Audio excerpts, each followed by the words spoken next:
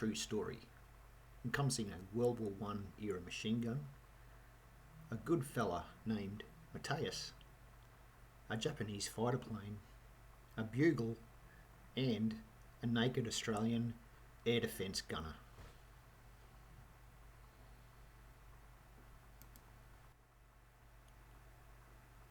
Firstly, let's look at the weapon that was involved. It is the Lewis machine gun. It was American design and was manufactured in Belgium, England, and eventually the USA. The type was first introduced into Australian service during World War One and continued to serve with all services throughout World War Two.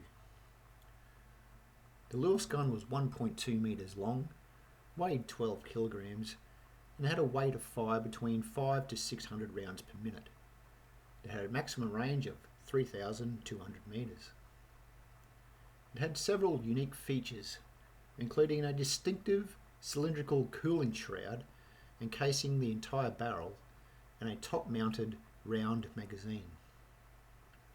The Australian versions were chambered for .303 ammunition, with magazines containing 47 rounds, although a 97 round magazine was also developed. By 1942, most of the Lewis guns were withdrawn from frontline infantry service, however were commonly used for ground or ship air defence duties.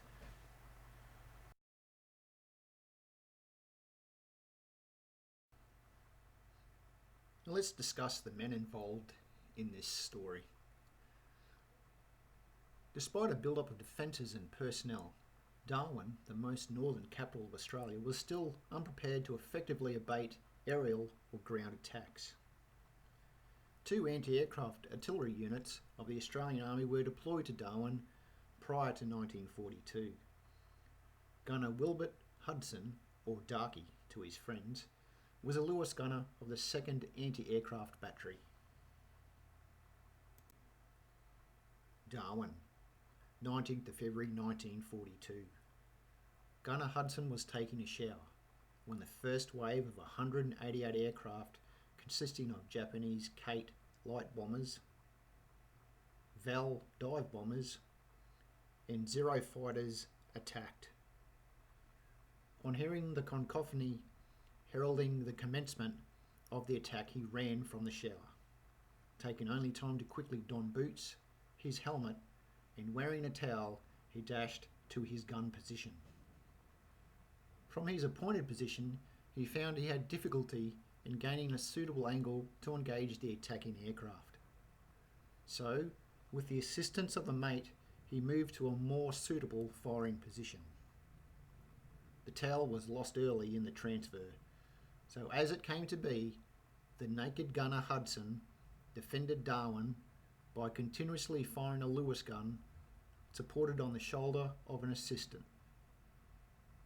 It is believed that one Zero fighter was brought down by his Lewis gun on that day. A Zero fighter, coded BLL-124, piloted by Sergeant Hajime Toashima, suffered a seized engine caused by a .303 round and crashed on Melville Island. Sergeant Toashima, who suffered facial injuries from the crash, was captured by Matthis Ulungura, a Melville Island native.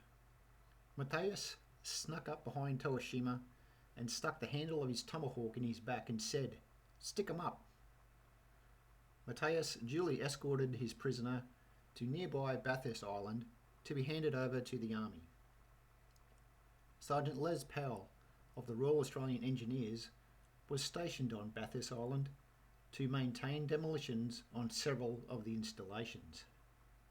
Strangely enough, Sergeant Powell was unarmed and actually used Toashima's Belgian calibre .32 service pistol to escort him back to captivity in Darwin.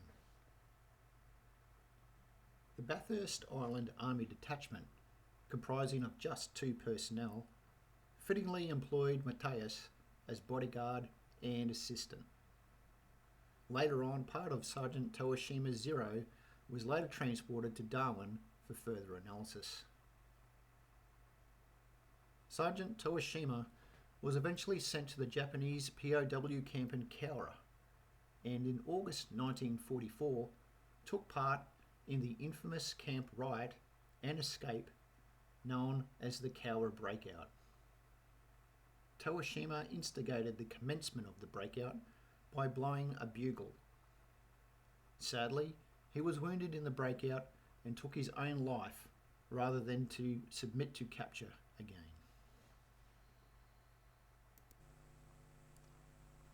Back in Darwin, the first day of the aerial attack caused extensive damage to defence installations, infrastructure, aircraft and shipping.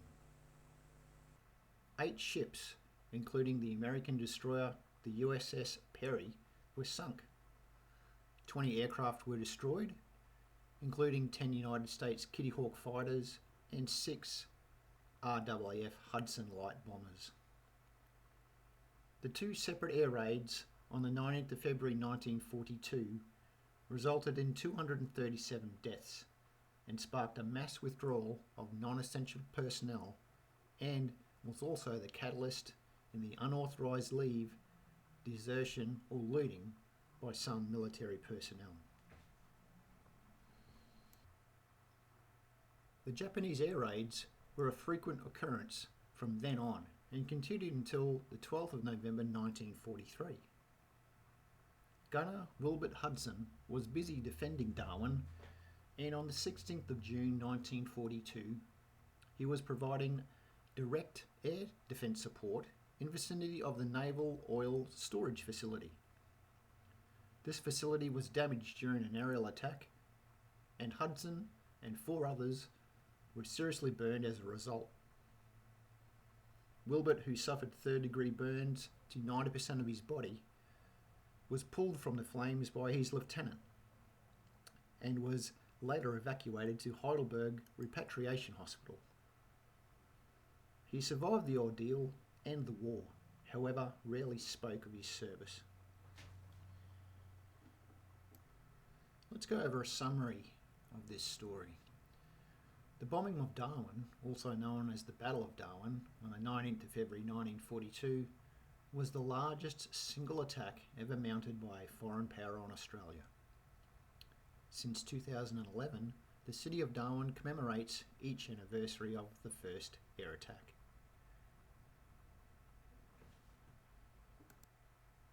The first wave was led by Commander Mitsuo Fuchida, who also commanded the first wave of attackers during the infamous Pearl Harbor raid.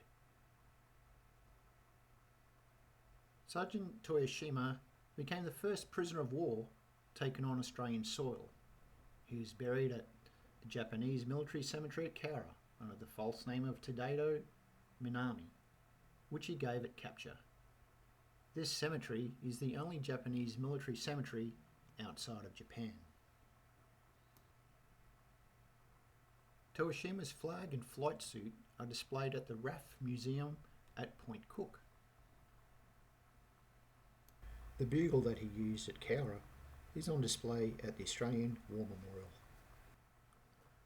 Matthis Ulungura was the first Australian to capture a Japanese soldier and has a statue depicting this feat on Bathurst Island.